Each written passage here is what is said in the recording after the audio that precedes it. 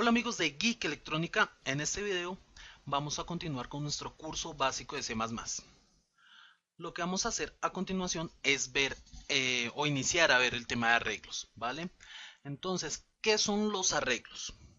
Los arreglos son un tipo de variables especiales en el cual podemos almacenar muchos datos al mismo tiempo en una variable.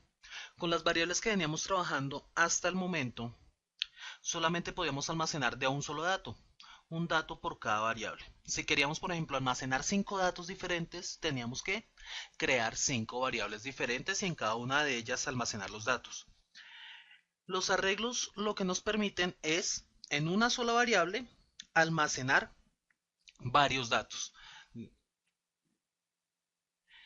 El tamaño de estos arreglos va a depender de la cantidad de datos que queramos que almacenen. Entonces, si queremos que almacenen 10 datos, podemos crear un arreglo con tamaño 10. Si queremos que almacene 20, podemos crear un tamaño con un vector o un arreglo con tamaño 20. Entonces, depende de lo que nosotros queramos guardar. Y el tamaño va a depender de la cantidad de datos que se quieran guardar. Este sería un ejemplo clásico de un arreglo. Este es un arreglo de una sola dimensión. Los hay también multidimensionales. Los arreglos típicos que se utilizan generalmente son unidimensionales como este, y que se llaman vectores y son los que vamos a ver en este video, y bidimensionales que se llaman matrices y los vamos a ver en el video siguiente. Entonces, todo esto sería un arreglo. Como tal es una sola variable. ¿Qué es lo que pasa? Que este arreglo se podría decir que está dividido en casillas, en cajoncitos, y en cada uno de esos cajones yo puedo guardar un dato diferente. Entonces aquí puedo guardar un dato, otro, y así en esta única variable, en este único arreglo, voy a poder guardar 7 datos diferentes. Y este entonces sería, teniendo en cuenta eso, un vector de tamaño 7. ¿Por qué? Porque tiene 2, 4, 6 y 7 casillas. 7 espacios para almacenar datos. Y ese es el tamaño. Entonces, los vectores son arreglos de una dimensión, como les venía comentando. Para poder utilizarlos, es necesario tener en cuenta el nombre del vector, al igual que toda variable, y la casilla sobre la cual se quiere operar. ¿Por qué se hace aclaración sobre esto de la casilla o la posición en la cual se quiere operar? Porque la numeración de las posiciones en los arreglos, al menos en C++, no inicia desde 1, inicia desde 0. Entonces, para este vector, esta primera posición que tenemos acá no es la posición 1, es la posición 0. Y así van aumentando de 1 en 1 hasta la última posición, que para este vector sería la posición 6. Es un vector de tamaño 7, pero cuyas posiciones van desde la posición 0 hasta la posición 6. Siempre la máxima posición de un vector va a ser, numéricamente hablando, el tamaño menos 1. ¿Listo? ¿Cómo vamos a declarar los vectores? Los vectores los vamos a declarar pues muy similar a como se declaraban las variables con las que ya veníamos trabajando. ¿Cómo así? Las variables que ya veníamos trabajando tenían una estructura básica de declaración, que eran tipo, nombre, y hasta aquí seguimos igual, tipo y nombre. ¿Qué es lo que pasa? A los vectores tenemos que agregarles algo además del nombre, digamos que un apellido, un acompañamiento de ese nombre. ¿Y cuál va a ser el acompañamiento de ese nombre? El tamaño del vector. Cuando estemos haciendo la declaración hablamos del tamaño del vector. Y ese tamaño debe ir encerrado dentro de unas llaves cuadradas o paréntesis cuadrados. ¿Listo? Y terminamos con punto y coma si no queremos colocarle unos valores iniciales. Digamos que en este vector que tenemos acá vamos a guardar números enteros. Entonces el tipo sería int. El nombre le voy a colocar que se llama vector.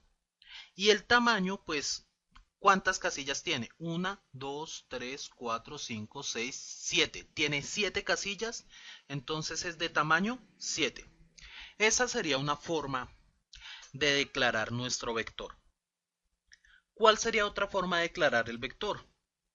Darle unos valores iniciales, llenarlo con unos valores iniciales. Para eso, ¿cómo sería la forma? Seguimos igual. El tipo, el nombre, el tamaño, igual y entre corchetes y separados por comas, colocamos los valores iniciales que queremos que tenga nuestro vector. En este caso, ¿con qué valores iniciales quedaría guardado? Este 1 quedaría en la posición 0, el 5 en la posición 1, el 3 en la posición 2, el 8 en la posición 3, el 3 en la posición 4, el 9 en la posición 5 y el 0 en la posición 6. Así quedarían almacenados estos valores en este vector que tenemos acá.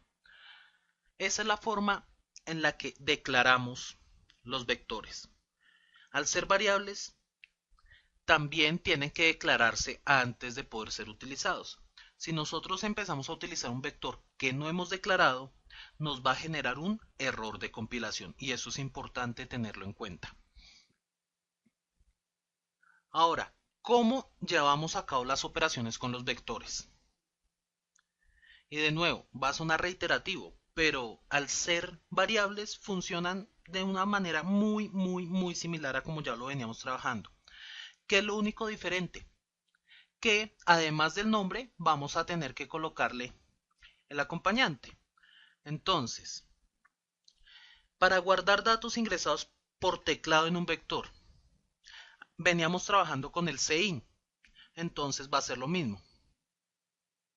Cin mayor, el nombre del vector y la posición en la que quiero guardar. Por ejemplo, si yo le digo cin vector y entre llaves cuadradas 4, quiere decir que el dato que me ingrese el usuario por teclado lo voy a guardar en la posición 4. ¿Y cuál sería la posición 4? Esta casilla. Entonces, lo que me guarde el usuario, lo que ingrese el usuario por teclado va a quedar guardado en esta posición 4. ¿Listo? Para imprimir, de nuevo, venimos trabajando con cout, entonces cout menor, el nombre de la variable que quiero imprimir, que en este caso es vector, y entre llaves cuadradas, entonces la posición del dato que quiero imprimir. Por ejemplo, cout menor, vector, posición 2. Entonces me va a imprimir lo que esté dentro de esta casilla, el dato que esté dentro de esta casilla. Y para hacer operaciones aritméticas, por ejemplo, se sigue la misma regla.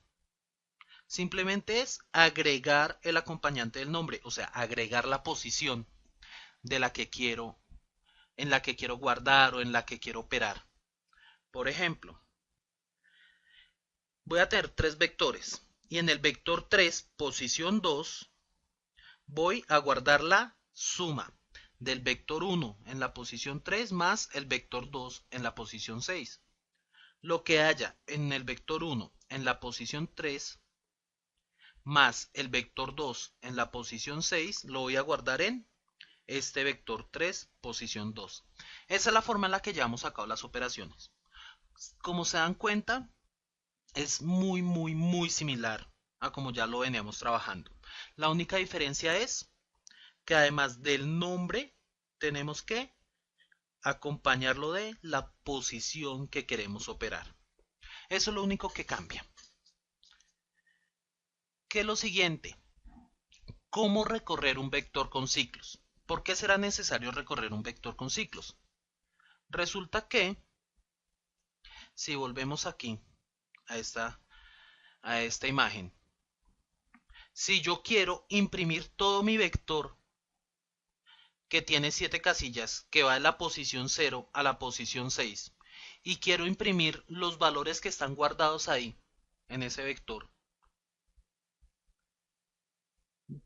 Eh, si lo hago manualmente, tendría que imprimir 6 cout y en cada cout pues colocar vector posición 0, vector posición 1, vector posición 2 y así hasta llegar a posición 6. Ahora imagínense eso con un vector muchísimo más grande. No va a ser ni rápido, no va a ser eficiente y no va a generar una facilidad en el trabajo y en la digitación del código. Entonces, lo mejor es hacer recorrer esos vectores de una forma automática, de una forma en la que nosotros con pocas líneas de código podamos recorrer todo el vector o las posiciones que nosotros queramos. Aquí lo que vamos a ver es cómo recorrer absolutamente todo el vector. ¿Cómo haríamos eso?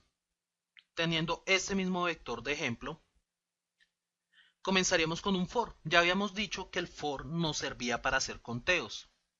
Entonces vamos a utilizar esos conteos que nos hace el for para ir recorriendo el vector. Entonces comenzaríamos desde i igual a 0, donde i va a ser quien lleve a cabo el conteo y lleve la cuenta de la posición que vamos a ir recorriendo. Entonces nuestras posiciones comienzan en 0, entonces para i igual a 0 hasta i menor al tamaño. ¿Por qué menor al tamaño? Porque ya dijimos, nuestras posiciones siempre van a ser el tamaño menos 1. Entonces, colocando exclusivamente menor, garantizamos eso, que vamos a llegar hasta un número menos del tamaño. Haga i más más, o sea, vaya aumentando de uno en uno. Luego, abrimos los corchetes, hacemos la instrucción. En este ejemplo, lo que voy a hacer es pedirle al usuario que ingrese un dato y lo voy a ir guardando en el vector. Entonces, ¿qué es lo que hago? Cout menor menor, ingrese el valor del vector en la posición, cierro, menor menor y menor menor, y dentro de comillas, dos puntos, y cierro con punto y coma. ¿Para qué estoy haciendo esta i? Uno, para que veamos cómo va a ir recorriendo el, cómo va a ir avanzando la i y en dónde es que voy a estar guardando. Y dos, como para darle una guía al usuario de en dónde va a estar guardado su dato. ¿Listo? Ahora, si le dejemos que ingresara algo, nosotros tenemos que capturarlo y guardarlo en algún sitio, en alguna variable. Eso lo hacemos con el sein. Entonces, sein mayor mayor, vector en la posición i. Y esta i es esta i que va a ir aumentando desde 0 hasta el menor al tamaño, que para este caso sería hasta 6. El tamaño es 7, menor a tamaño, lo máximo que llegaría sería hasta 6.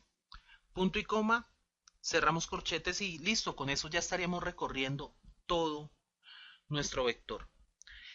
Y de esa forma, con un for, podemos recorrer los vectores que nosotros queramos. Lo importante es tener en cuenta el parámetro en el que voy a iniciar, hasta dónde voy a llegar y el incremento. Como les digo, esta es la forma general para recorrer todo el vector. Sin embargo, si ustedes quieren recorrer ciertas posiciones, por ejemplo las posiciones pares o las posiciones impares, eso también va a ser posible. Simplemente que van a requerir un análisis diferente. Por ejemplo, para las posiciones pares o impares, pues hacer un módulo 2, para determinar si el número del conteo es par o impar.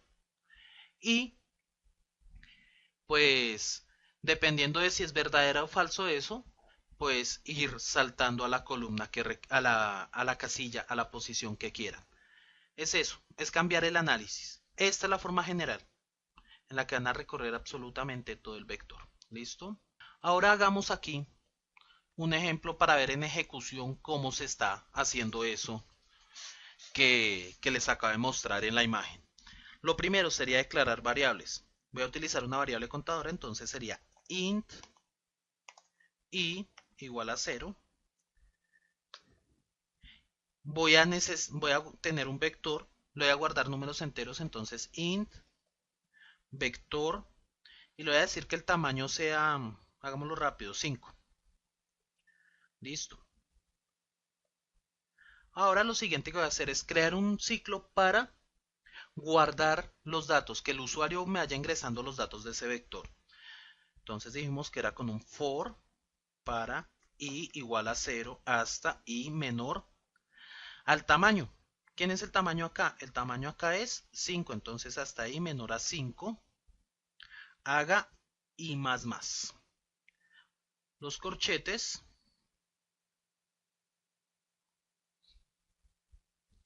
Y dentro de ese for voy a colocar primero una impresión. Coloquemos la misma impresión que tenemos en la imagen. Entonces,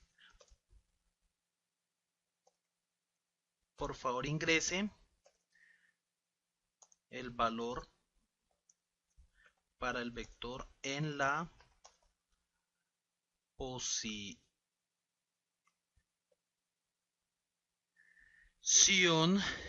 Aquí esto que estoy haciendo, el backslash 242 me va a colocar una O con tilde. Entonces en la posición dejo un espacio menor menor y para que me muestre en qué posición voy a colocar el valor menor menor y un dos puntos, punto y coma.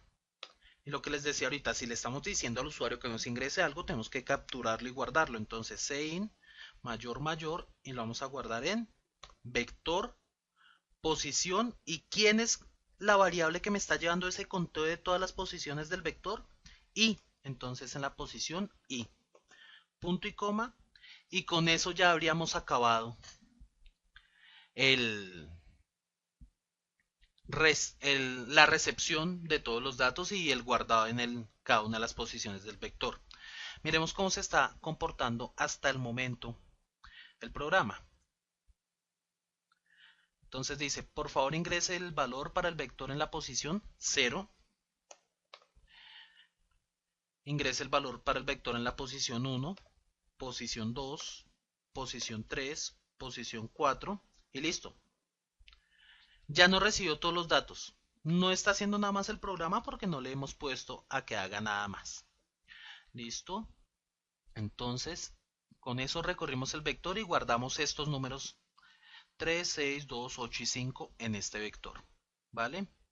Ahora para completar nuestro ejercicio sencillo de ejemplo, vamos a hacer un ciclo en el cual me imprima esos valores. Entonces, para i igual a 0 hasta i menor a 5 haga i más más. Y dentro de los corchetes vamos a decirle simplemente cout menor menor, que me imprima el vector en la posición. De nuevo, la variable que me está llevando el conteo es i. Y le voy a colocar una tabulación para que me dé un salto, un espacio entre cada número que yo esté guardando y así poder diferenciarlos. Este backslash t lo que hace es una tabulación, punto y coma y listo. Entonces ejecutamos. Por favor ingrese el valor para el vector posición 0, posición 1, 2, 3, 4. Y lo que hizo fue imprimirme 4, 7, 1, 5, 9, que es lo que está guardado en el vector y es lo que le estamos diciendo que haga. Luego ingresar, que lo recorra y me imprima lo que está guardado en cada una de esas posiciones. Entonces, eso es todo por este video. Recuerden que si les gusta el material que hacemos, pueden visitarnos en nuestro sitio web geekelectronica.com o visitarnos y seguirnos en nuestras redes sociales. Estamos en YouTube, Twitter y Facebook. Nos encuentran como Geek Electrónica. Y no olviden suscribirse al canal de YouTube. Asimismo, si tienen alguna duda, algún comentario, pueden escribirnos y con mucho gusto les contestaremos. Entonces, muchísimas gracias y hasta una próxima ocasión.